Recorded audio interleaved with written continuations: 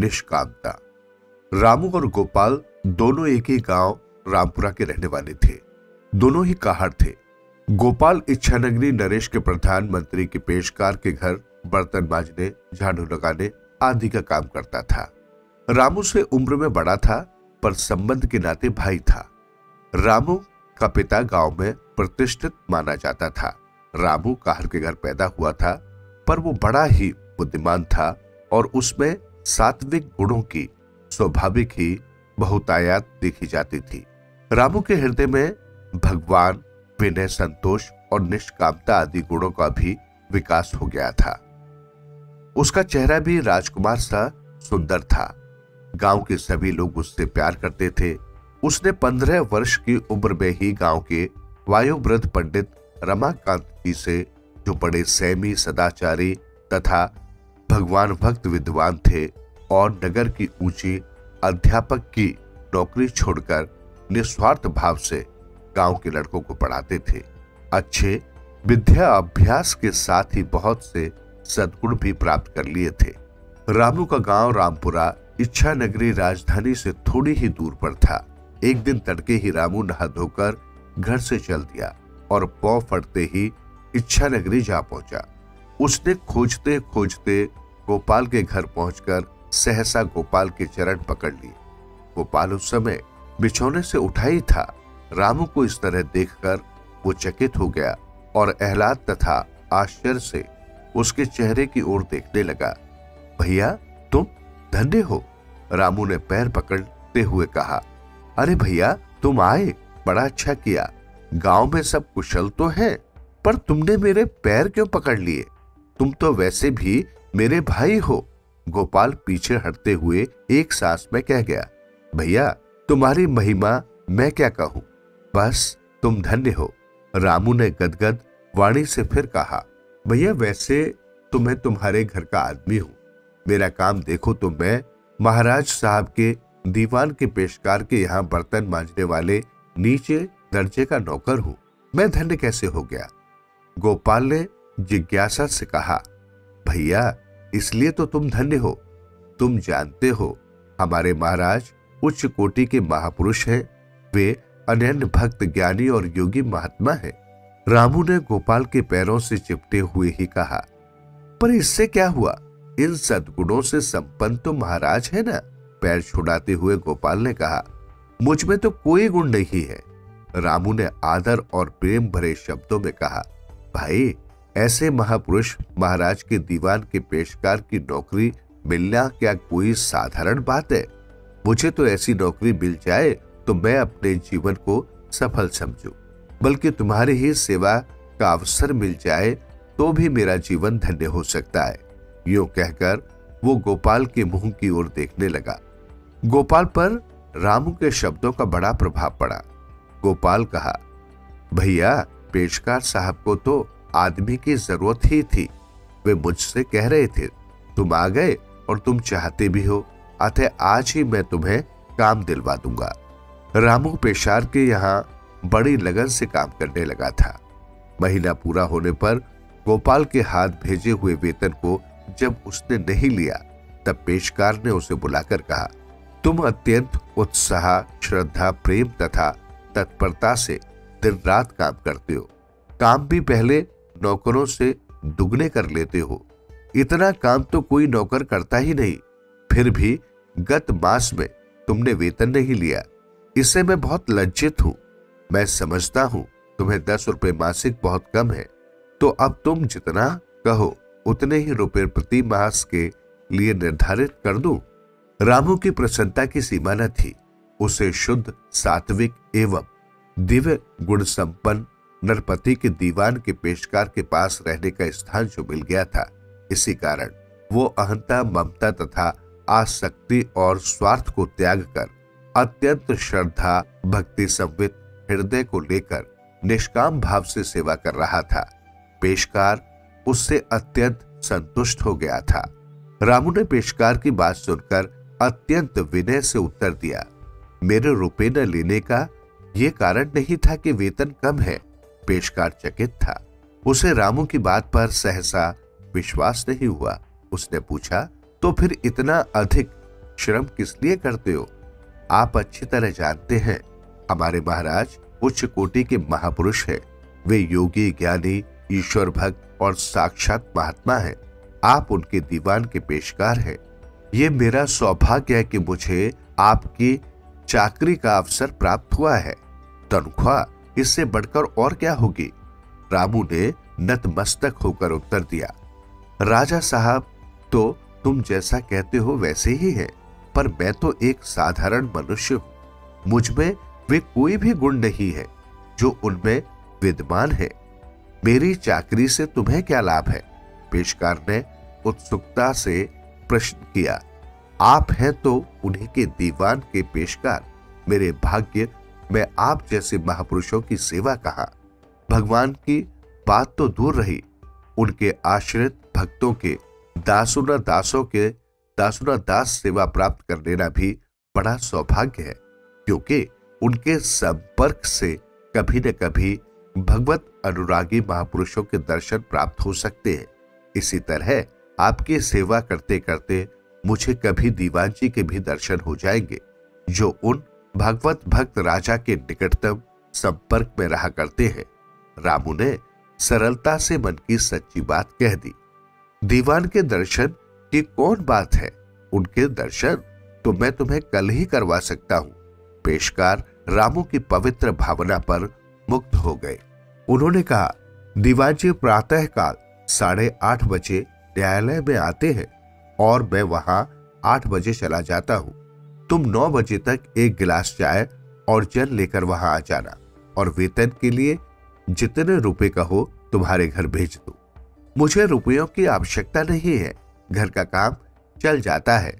मुझे तो श्री दीवान जी के दर्शन से ही सब कुछ मिल जाएगा। रामू ने अनुनय विनय से रुपए लेना अस्वीकार कर दिया। पेशकार रामू की ओर देख रहे थे। वे उसके स्वभाव की मन ही मन प्रशंसा करने लगे। गद्दी पर मनसद के सहारे बैठे हुए दीवान ने दरवाजे की ओर देखा। एक सुंदर अनजाना नौजवान हाथ में गिलास लिए बड़ी मुग्ध दृष्टि से एकटक उनकी ओर देख रहा था, जैसे कोई भगवान का दर्शन कर रहा हो।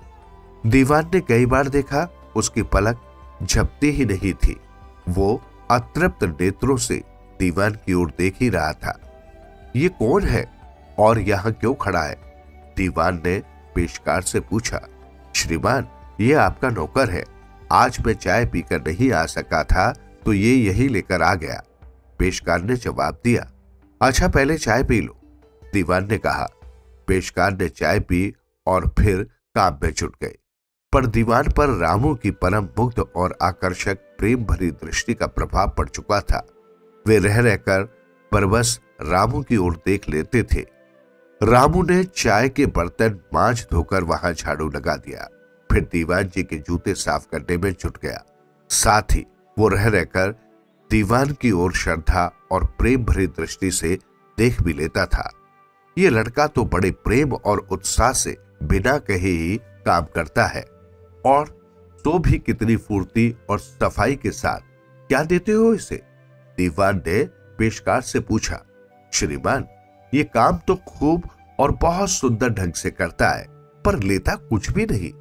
आश्चर्यचकित होकर दीवान ने रामू को तुरंत पास बुला लिया और वे पूछ बैठे, तो बिना कुछ लिए ही बड़े प्रेम से काम करते हो, इसका कारण बता सकोगे? सरकार, सिर्फ आपके दर्शन के लिए आज मैं धन्य हूं, रामू ने दबी जबान से कह दिया। मुझ में कौन सी ऐसी बात है भैया? दीवान ने आकर्षित होकर रामू से पूछा। दीवान साहब, आप तो जानते ही हैं कि हमारे महाराज साहब बहुत उच्च कोटि के महापुरुष हैं। वे योगी, ज्ञानी, भक्त और महात्मा हैं। आप ऐसे पवित्र आत्मा नरेश के दीवान हैं। आप जैसे पुरुषों का दर्शन होना कोई साधारण बात नहीं है। जिनके बड़े भाग्य होते हैं उन्हीं को आप जैसे पुरुषों का दर्शन मिलता है। रामू ने बड़े प्रेम और विनय से कहा, जब तुम्हारी ऐसी भावना है तब तुम हमारे ही पास रह सकते हो। दीवान पर प्रेम का जादू चल गया था। रामू आश्चर्यचकित था। अत्यंत मुदित होकर उसने कहा, आपके चरणों का सामीप्य पाकर मैं अपने आप को परम सौभाग्यशाली समझूंगा। भाई इसे तो मैं अपने पास रखना चाहता हूं। दीवान ने पेशकार की ओर मुंह फेर कर कहा, आप प्रसन्नता पूर्वक रख ले। पेशकार ने स्वीकृति दे दी। मेरे पास काम करते हुए तुम्हें बहुत दिन बीत गए और जिस प्रेम तथा उत्साह से तुम काम करते हो वैसे साधारण नौकर तो कर ही नहीं सकते, परंतु आज तक तुमने कुछ भी नहीं लिया। इससे मुझे बड़ा संकोच हो रहा है। वेतन न सही पर पारितोषिक के रूप में कुछ अवश्य स्वीकार कर लो। 200-400 जितने कहो मैं तुम्हारे घर भिजवा दूं। दीवान ने बड़े स्नेह से कहा, घर वालों का काम चल जाता है सरकार, रुपयों की आवश्यकता नहीं है। रामू ने श्रद्धालु भक्त की भांति उत्तर दिया, रुपए नहीं भेजते तो कोई और चीज भेज दो। मैं तुम्हारी सेवा का बहुत आभार मानता हूँ, कुछ तुम्हारा प्रत्युपकार करना चाहता हूँ। अनुरोध पूर्वक दीवान जी ने कहा, ऐसा कहकर आप मुझे लज्जित न करें। आपकी सेवा ही सबसे बढ़कर मेरा उपहार है, क्योंकि आप एक महान पुरुष के दीवान और देश के परम सेवक हैं। मेरे लिए तो आपके दर्शन भी दुर्लभ थे। आपने मुझे सेवा का सौभाग्य देकर सदा के लिए ही ऋणी बना लिया है। आपकी सेवा करते करते कभी मेरा परम सौभाग्य होगा तो आपकी कृपा से महाराज के भी दर्शन हो जाएंगे। रामू ने मन की बात व्यक्त कर दी। राजा साहब के दर्शनों की बात क्या है, वो तुम्हें कल ही करवा सकता हूँ। मैं दरबार में 12 बजे जाता हूँ और राजा साहब वहां 1 बजे आते हैं। कल मंगलवार का व्रत है, तुम जानते हो मैं उस दिन बिना खाए ही जाया करता हूँ और मेरे लिए फलाहार वहीं पहुंचाया जाता है। तुम 2 बजे फलाहार लेकर वहां आ जाना, पर कुछ रुपए अवश्य घर पर भिजवा दो। दीवान ने आग्रह किया, मैं आपका चिर ऋणी हूं सरकार, मुझे रुपया नहीं चाहिए। रामू का मस्तक श्रद्धा से नत हो गया था। राजा की दृष्टि आनंद समुद्र में निमग्न रामू पर पड़ गई। उन्होंने उसमें विलक्षण आनंद का अनुभव किया। वो एकटक राजा साहब की ओर देख रहा है और हर्ष उल्लास से इसे उन्होंने अच्छी तरह समझ लिया था। दीवान से उन्होंने पूछा, ये कौन है और यहाँ किस लिए खड़ा है? श्रीमान, ये आपका सेवक है, आज मंगलवार है, इससे फलाहार लाया है। दीवान बोले, अच्छा तुम पहले फलाहार कर लो। राजा ने आज्ञा दी। दीवान ने अलग जाकर फलाहार किया और फिर लौटकर अपने कार्य में लग गए। रामू झूठे बर्तन साफ करके दीवान और महाराज के जूते साफ करने लगा। साथ ही वो महाराज की ओर देख देख कर आनंदित से बेहाल होता जा रहा था। वो मंत्रमुग्ध की भांति हो गया था। उसकी इस दशा का अनुभव राजा ने भी किया। ये लड़का बड़ा उत्साही मालूम होता है, इसे वेतन क्या दिया जाता है? राजा ने दीवान से प्रश्न किया। सरकार, काम तो ये बड़ी ही तत्परता तथा प्रेम उत्साह से करता है, परंतु वेतन आग्रह करने पर भी कुछ नहीं लेता। दीवान ने जवाब दिया। महाराज को बड़ा आश्चर्य हुआ। उन्होंने रामू को बुलाकर पूछा, तुम बिना कुछ लिए ही इतना प्रेम और उत्साह से काम करते हो, इसका क्या कारण है? सरकार, बिना कुछ लिए ही कैसे? इन्हीं की तो कृपा है जो मैं आज सरकार जैसे अप्रीतम महापुरुष के दर्शन करके कृत्य कृत्य हो गया।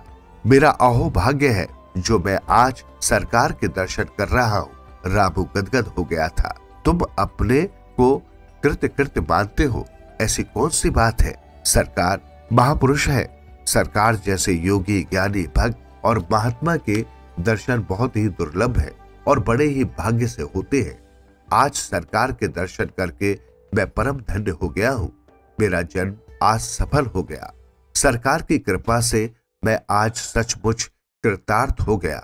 रामू ने महाराज की चरण पकड़ ली। यदि तुम्हारी इच्छा हो तो मेरे साथ सदा रह सकते हो। नरपति प्रभावित हो चुके थे। ये तो मेरे लिए परम सौभाग्य की बात है। इससे बढ़कर मेरे लिए और हो ही क्या सकता है? रामू मस्तक नरपति के चरणों पर रख कर बोले, इस बच्चे को मेरे पास रहने दो। राजा ने दीवान से कह दिया। उनके हृदय में स्नेह उमड़ने लगा। दीवान ने सिर झुका लिया। मैं तुम्हारी सेवा से बहुत संतुष्ट, परंतु न रुपए लेते हो और न ही कुछ घर पर भिजवाते हो। मैं तुम्हारा आभारी हूं। तुम्हारी जो कुछ इच्छा हो कहो। मैं तुम्हारा कुछ भी अभिष्ट हो पूरा करना चाहता हूं। राजा बोले, महाराज, जब इस नगण्य दास पर संतुष्ट है तब मैं सब कुछ पा गया। मुझे रुपयों की आवश्यकता नहीं है। रामू ने उत्तर में कहा, मैं तुम्हारा आभार मानता हूं। मेरे संतोष के लिए तुम्हें कुछ न कुछ लेना ही होगा। नरेश ने पुनः आग्रह पूर्वक कहा, यो कहकर मुझे लज्जित न करें।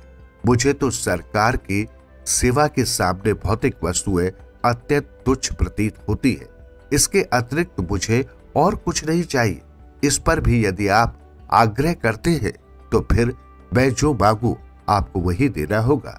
रामू ने मधुर शब्दों में कहा, निश्चय ही, तुम जो मांगोगे मैं दे दूंगा। नरेश ने निश्चय कर लिया था, इसके मांगने पर समस्त राज्य भी प्रसन्नता पूर्वक दे दूंगा। मैं सदा सर्वदा सरकार के चरणों के साथ रह सकूं। मुझे सरकार कभी एक क्षण के लिए भी अपने से अलग न करे। श्रद्धा विगलित हृदय से रामू महाराज के चरणों में लौट गया। इसमें कौन सी बात है? तुम तो अधिक से अधिक मेरे साथ रहते ही हो।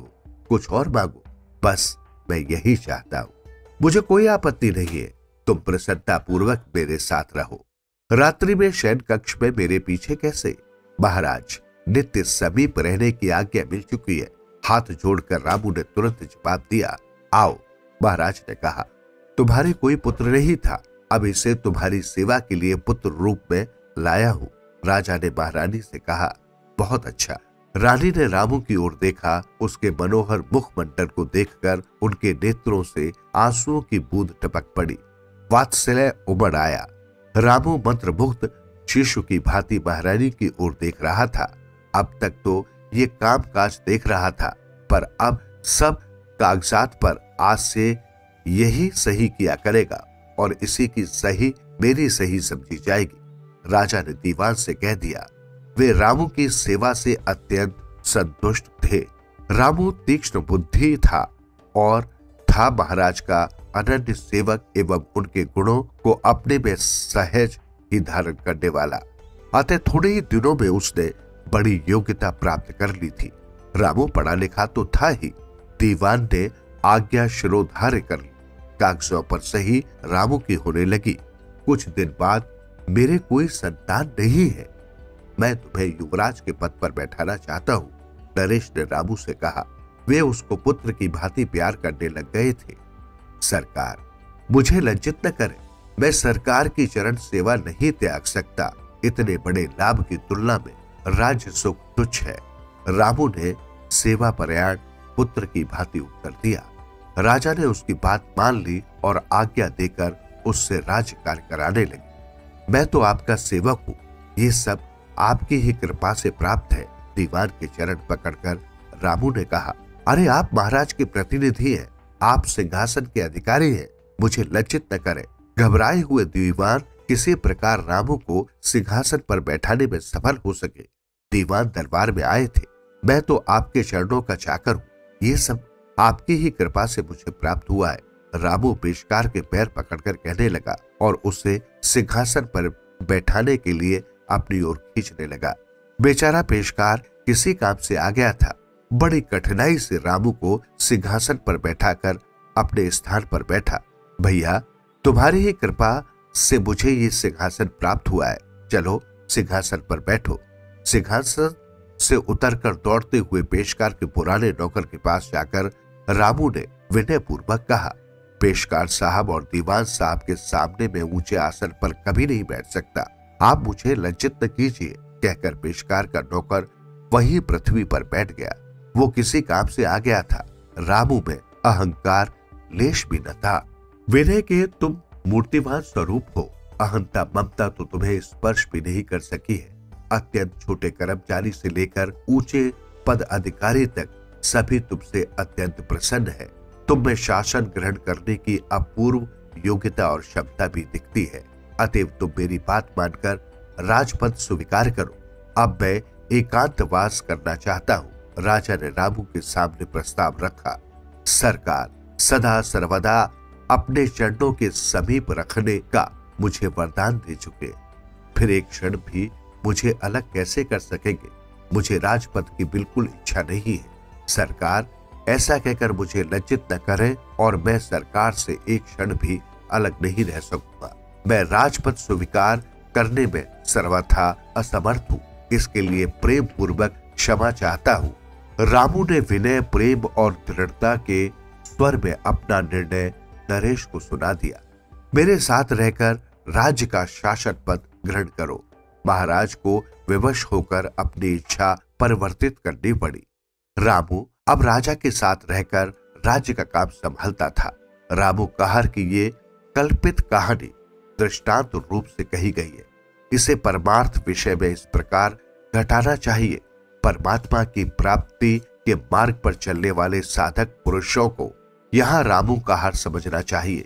भगवान के दास का दासोदास पेशकार के यहाँ रहने वाला नौकर गोपाल को समझना चाहिए। भगवान का दासानुदास उस पेशकार को समझना चाहिए और दीवान को भगवान का दास तथा इच्छा नगरी के महाराज साहब को साक्षात भगवान समझना चाहिए। महाराज साहब के भक्ति, ज्ञान, योग आदि को भगवान के गुण तथा प्रभाव समझना चाहिए। राजा की रानी को ईश्वर की शक्ति भगवती देवी समझना चाहिए। रामू कहार का वेतन से लेकर राजपद तक कुछ भी स्वीकार न करना, निष्काम भावना संयुक्त स्वार्थ का त्याग तथा श्रद्धा पूर्वक उत्साह से काम करने को उसका साधन समझना चाहिए। उसके श्रद्धा, भक्ति, विनय पूर्वक अहंकार रहित बर्ताव को ही आदर्श शिष्टाचार समझना चाहिए। राजपद को मुक्ति और राजा के नित्य समीप रहने को ही उच्च कोटि का विशुद्ध प्रेम समझना चाहिए। इस दृष्टांत से हमें ये शिक्षा लेनी चाहिए कि अहंकार, ममता, आसक्ति और स्वार्थ को त्याग कर श्रद्धा, भक्ति और विनय पूर्वक निष्काम भाव से भगवान के दासोदास के संग और सेवा करते हुए भगवान की आज्ञा का पालन करें तथा मुक्ति की भी इच्छा न रखकर निष्काम प्रेम भाव से भगवान के नित्य समीप रहकर भगवान का निरंतर स्मरण रखते हुए ही सेवा करने का आग्रह रखें।